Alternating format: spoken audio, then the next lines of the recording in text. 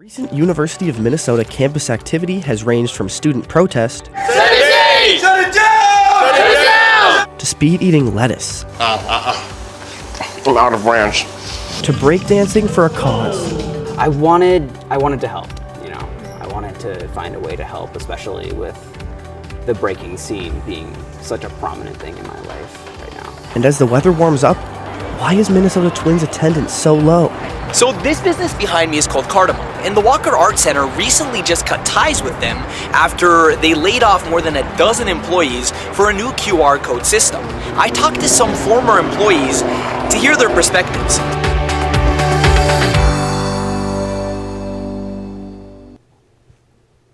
Good morning and welcome to University Report. I'm Atticus Mars. And I'm Claudia Garcia. Here's what we have for you today. A 12-day hunger strike to close the Minneapolis garbage incinerator known as the HRC ended just last week. Our reporter Jo Larson has been following that protest, and she talked to the strikers on their 11th day without food at a conference organized by the Zero Burn Coalition. Here's how they describe their experience. Sometimes it feels like you have the flu, but like without the respiratory symptoms, just like very tired. We've all kind of hit points with our weight loss that are beyond like where we were originally told was going to be our cutoffs. If you regard people going on a hunger strike with such little concern that you can't even reach out to them to talk to them, is that who they are? I think people really have to ask. If we keep pushing, if we keep the stream and the pressure up, that some of the momentum that we have gained so far can turn into getting a successful meeting, or at least an acknowledgement from our county commissioners. The strikers' demand was that the county commissioners vote to close the HRC as soon as possible. The current plan is to close it by 2040. Representatives did not vote or meet with the protesters during their strike, and the HRC continues to operate. The Zero Burn Coalition held its conference on the University of Minnesota's campus, where others have been protesting the war in Iran. Members of Students for a Democratic Society protested last week when students supporting Israel invited an Israeli defense reservist to campus. Protesters said they had the power and duty as students to put political pressure on the university to divest from the war.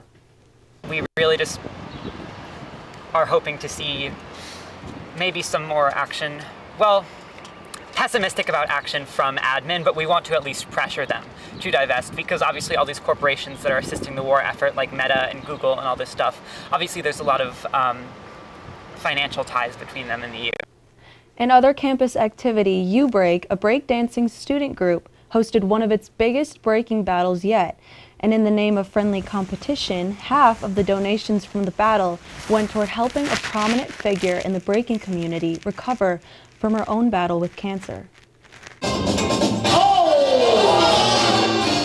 In a breaking battle, there's no holding back against the competition, even when the competition is cancer. I wanted to help, I wanted to find a way to help, especially with the breaking scene being such a prominent thing in my life right now. Lisa Behrman, or B-Girl Mona Lisa, is a part of the Breakfast Dance Company, a local breaking crew in Minneapolis. B-Girl Mona Lisa has a very prominent standing in the scene right now. Lisa was diagnosed with stage 3 cervical cancer and is currently undergoing extensive radiation and chemotherapy.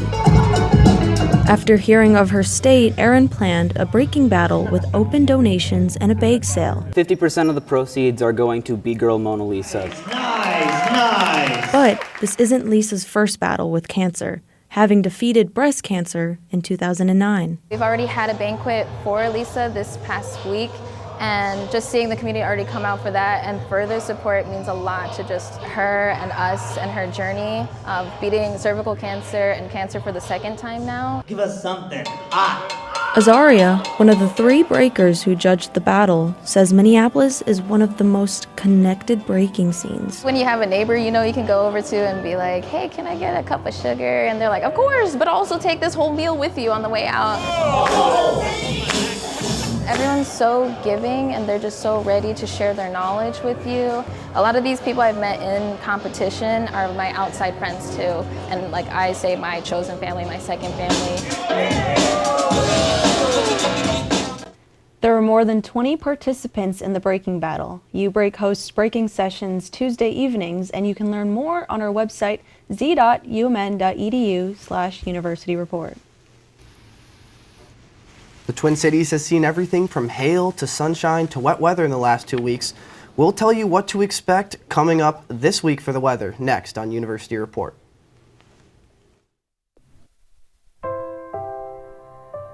Because it was there. Because determination overcame distance. I believe that this nation should commit itself to achieving the goal of landing a man on the moon and returning him safely to the earth. Because the unsolvable was invitation enough. Why are we driven to discover? Because we can change the course of history. Because tomorrow's visionaries need focus today. At the University of Minnesota, with each student comes an opportunity to set their sights higher and to show them the way, so our graduates can shape the future and fulfill the dreams they haven't yet dreamt. Because renewable energy can sustain us all. Our students envision the sun powering homes on every block, wind-blown ideas launching entirely new economies, and fertile soils fueling cars and people alike, protecting the harmony between humanity and nature. Because self-expression can move 1,000 souls. Be it a song or a dance, a canvas or a poem, the arts are vital to the U of M experience, as are self-discovery and moments of sheer amazement. Because cancer can be conquered by targeting medicines, customizing treatments, and transplanting stem cells, incurable cancers can become survivable. Terminal can be redefined as treatable, and optimism can spread once again. Because human rights need champions. From classrooms in Minnesota to courtrooms in Uganda, assembling a collective voice for change allows dignity to return and extends human rights across the globe. Because clean water ensures quality of life. It's essential to the health of all nations, so we're studying models and molecules. We are committed to making clean water flow freely, from the headwaters of the Mississippi to the slums of Mumbai. We share the belief that anything is possible, because at the University of Minnesota, discoveries unfold, breakthroughs happen, and history is forever changed.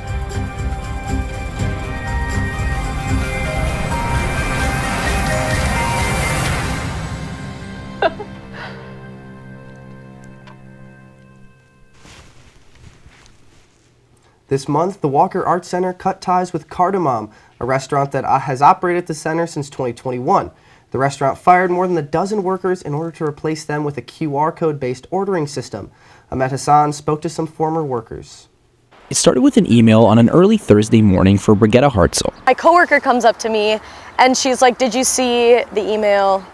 And I was like, "What are you talking about?" And she's like, "We're all done working here." I was like, "What are you talking about?" The email she received that morning said, Cardamom will transition from a full-service model to a QR code encounter service model. The host and server positions will be eliminated effective April 12th. After 3 years, suddenly I was grappling with on the floor that my last shift was going to be tomorrow. It was just so disregarding of who we were as workers or even just humans. A couple of days after hearing they were laid off, former workers began to protest.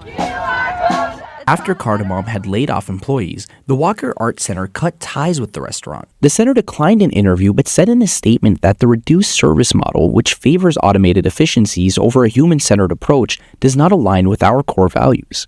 Cole O'Brien was a server at Cardamom for 3 years and protested because, even though we had lost our jobs and it was kind of too late for us, we wanted to make sure that it wasn't too late for all the other restaurants and that they got the protections that they deserve. Cardamom is operated by Daniel Del Prado's restaurant group.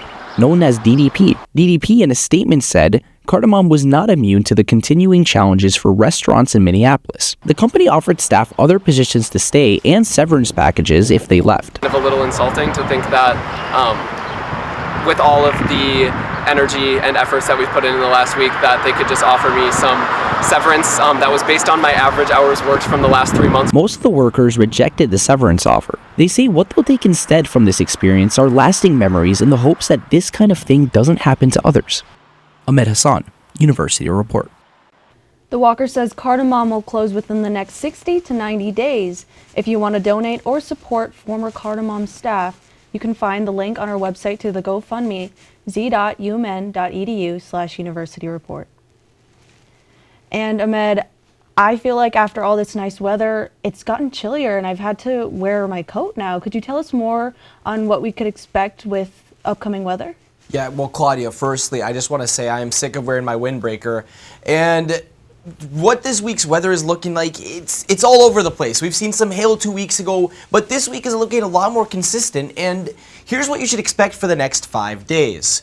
So today's cloudy but continuous warm weather will pretty much stay the same throughout the week, under the 50s for the today and Thursday and Friday, but you're going to see that shift going into the weekend, and that's the spring weather we've all been missing. So essentially, on Saturday, it's going to be in the low 60s, but then on Sunday, we're going to transition to the higher 60s, and it's going to take us closer to the 70s, and you can expect a pretty warm week here in Minnesota. And honestly, I'm so sick of this cold weather, Claudia. Like, I need to go out on a walk. I need to go out on the lakes. I need to put in my spring, summer playlist. I'm ready for this, and I hope everybody else is. It seems like this weekend's going to bring us some nice weather, even nice to walk your dog. So, Claudia, I actually don't have a dog, but if you have a dog, you can lend me that dog and we can make something work. Oh, well, I don't think I'll do that, but thank you so much, Ahmed. Of course. The west bank of the Mississippi River under the Washington Avenue Bridge is known as the Bohemian Flats.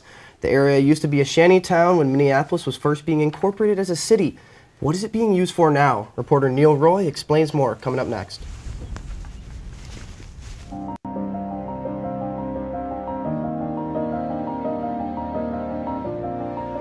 We're all about water in Minnesota. I've been here approaching 50 years. Originally, the biggest problem we had is the algae bloom from the sewage in the lake. And now we got the zebra mussels, and that's been a major negative. Zebra mussels are an aquatic invasive species. They impact the food webs within lakes, which impact fish populations, growth, occurrence, and especially in Minnesota, where so much of our recreation is lake-based, that impacts those local businesses, different tourism around the state. Zebra mussels were first found in the Great Lakes back in 1986, and since then they have spread throughout much of Minnesota. People love clear water, but that's not necessarily good. That means that conditions are different for the plants, for the fish, for everything in the lake. This project out on Lake Minnetonka is looking at a copper-based product called EarthTech QZ. We are hoping that this will give us ideally some solutions for controlling zebra mussel populations. This project is largely a partnership between the University of Minnesota, specifically MASERC, the Minnesota Aquatic Invasive Species Research Center, and the U.S. Geological Survey. It is very much a team effort. Even the marina owner that has graciously allowed us to use their area for staging our equipment and supplies. So without the cooperation of all those different partners, it would be impossible to do a study of this nature.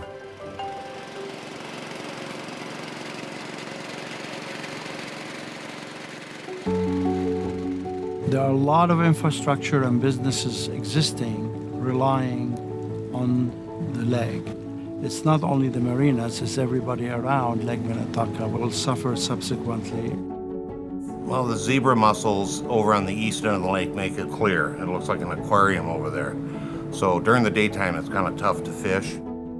Zebra mussels affect our boats by getting to the motors. They affect the beaches. They get on the rocks. People step on them, cut their feet. So it just makes it less desirable to use the lake. And as a business that's in a lake community, that affects us.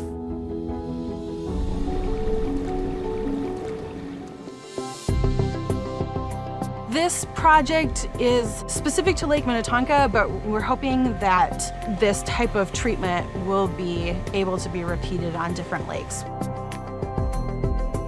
The University of Minnesota's Aquatic Invasive Species Research Center is one of a kind. It's the only one like it in the country. And the work that we're doing is protecting Minnesota's lakes. The University of Minnesota is absolutely essential in this matter. And it's a profoundly positive experience for us to be part of it.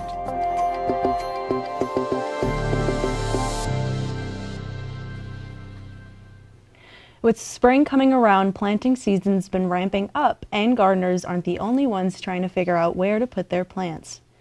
Neil Roy joins us live from the spot where Minneapolis stores most of its planting materials. Yeah, hey guys. I'm down at the Bohemian Flats right now, where city landscapers are hard at work. I dug into the history of the Bohemian Flats and talked to a city official on what they're getting up to over here. The Bohemian Flats is a park located underneath the Washington Avenue Bridge on the west bank of the Mississippi River. The park was formerly occupied by a shantytown of Eastern European immigrants between the late 1800s and early 1900s. The city turned the area into a boat launch after removing the settlement by 1931, after clearing the area of toxins from the former settlement and other pollutants. The city turned the flats into the park that it is today. And it's got a secret hiding in plain sight. These are just the new trees, and we have to have a spot to put them. This is a nice centrally located area in the city where forestry crews from across the city will come in, grab a handful of these trees, go out, plant them, and kind of do that throughout the day. The Minneapolis Forestry Department turned a section of the park into its primary tree storage area in the spring of 2019, and it gives people passing by an inside look at the logistics behind landscaping for an entire city. It's kind of a utilitarian thing, but a lot of the people that walk by it are super interested in it, and nobody's ever said, like, get that out of here. So it's I think people kind of like seeing all the brand new trees that we do, and it gives us an opportunity to show off how many trees we plant in a year. For neighbors of the flats, it's a sight that regularly surprises them, especially when workers move trees around. I like it. It's a nice thing to wake up and just see them all moving around, moving the plants around and just doing stuff with them. I like it. Yeah, so by the time the planting season's over, all these trees behind me are going to be gone. They'll be relocated to their new homes. That's hundreds of plants this as of now, and thousands more to come before the end of the year. Thank you, Neil.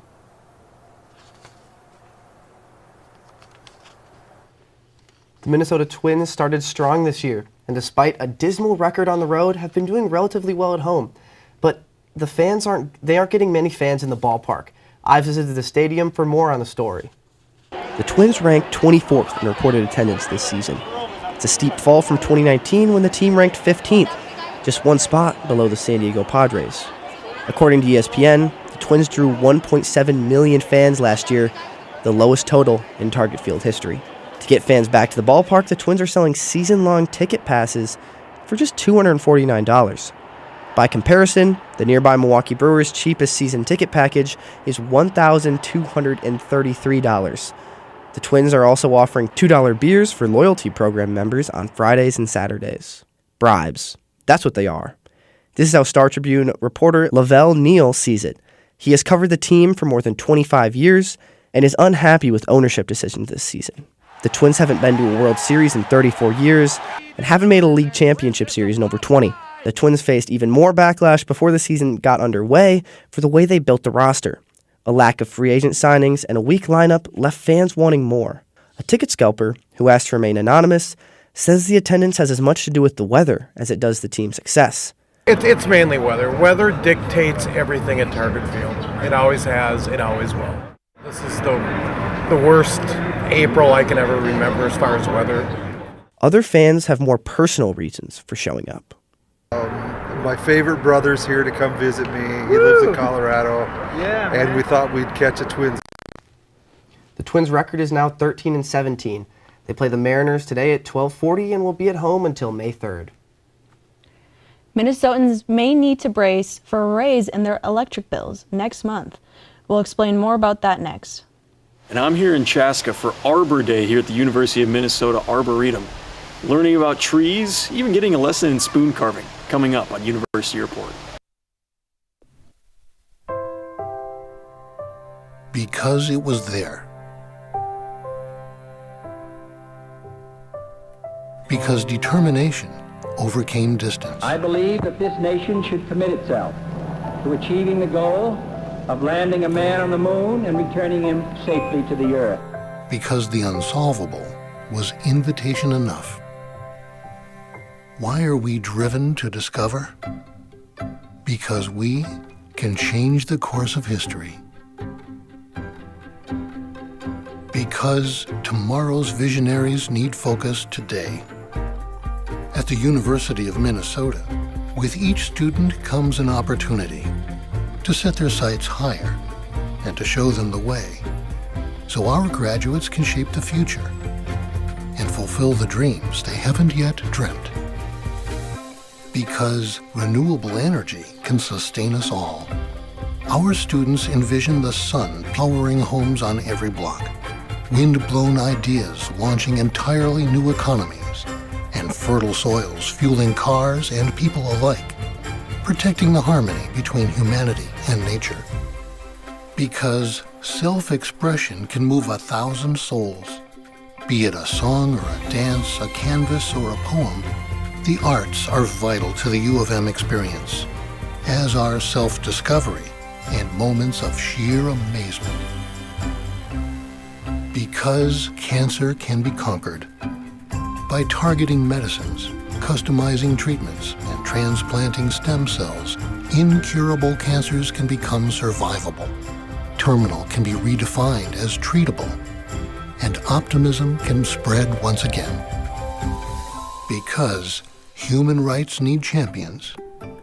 From classrooms in Minnesota to courtrooms in Uganda, assembling a collective voice for change allows dignity to return and extends human rights across the globe. Because clean water ensures quality of life. It's essential to the health of all nations, so we're studying models and molecules. We are committed to making clean water flow freely, from the headwaters of the Mississippi to the slums of Mumbai. We share the belief that anything is possible, because at the University of Minnesota, discoveries unfold, breakthroughs happen, and history is forever changed.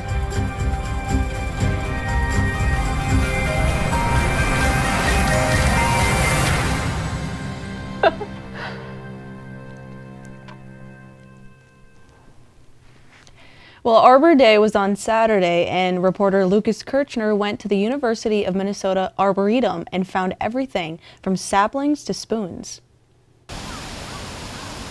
Whether it's flowers, geese, or trees, you can find a little bit of everything at the University of Minnesota Arboretum. And today is Arbor Day. We have tree giveaways, we have tree tours, walking tours. We also have tree ID stations. Oh, and a spoon carving station. This is really how you carve out the bowl of your spoon. Plenty to keep you busy and to learn about trees. Well, I think it's a great chance for people to focus on the trees in the landscape, what does well, what maybe isn't a good choice. Meaning folks can learn to take care of their own trees. And Bob has always had an interest in nature. I was actually a horticulturist with the university for 34 years as an extension agent and then educator. One of the best ways to learn is through the tree tours. It has a nice big label, but this one is a river birch. But there's something for everybody here. A book reading for the kids, a sapling giveaway, and of course, the trees themselves. But there's a bigger purpose, to get the most out of every tree they can. You can always turn the tree into something else, so it's a nice sustainability initiative. But if we can actually turn these trees into something that's functional and long-lasting, it gives the tree another life. Arbor Day was a celebration, as well as an opportunity to learn about the nature that surrounds us. And if you get the chance, they'd encourage you to just learn a little bit more about it. In Chaska, Lucas Kirchner, University Report. As Lucas said, the university's Arboretum is in Chaska. If you want to learn more about it or plan a visit, we've linked the website on ours at z.umn.edu/universityreport. The first public hearing on a proposed 8.2% increase in natural gas rates by Xcel Energy was held Monday afternoon. The increase would be implemented statewide if approved by the Minnesota Public Utilities Commission, and it would increase the average person's electric bill by around $7 a month. The next hearing is today at 1:30 in St. Cloud, and there will be 6 more public hearings before a decision on the rate increase. Speaking of money, President Donald Trump has nominated University of Minnesota economics professor Christopher Phelan to be his chairman of the Council of Economic Advisors. Phelan needs to be confirmed by the Senate. As a chairman, he would analyze Trump's policies and how our economy responds to them. Confirmation could take several months. Also here on campus, another closely watched process is about to get underway. The University of Minnesota's Lettuce Club has set a date for its annual lettuce eating competition. On May 1st, the first person to finish 1 pound of lettuce will earn the title of head lettuce. Until the next year, Joe Larson went and got advice from the current head lettuce on the fastest technique. So 1, 2, 3.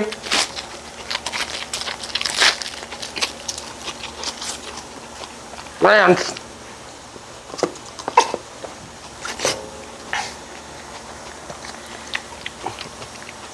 And that's how you become head lettuce.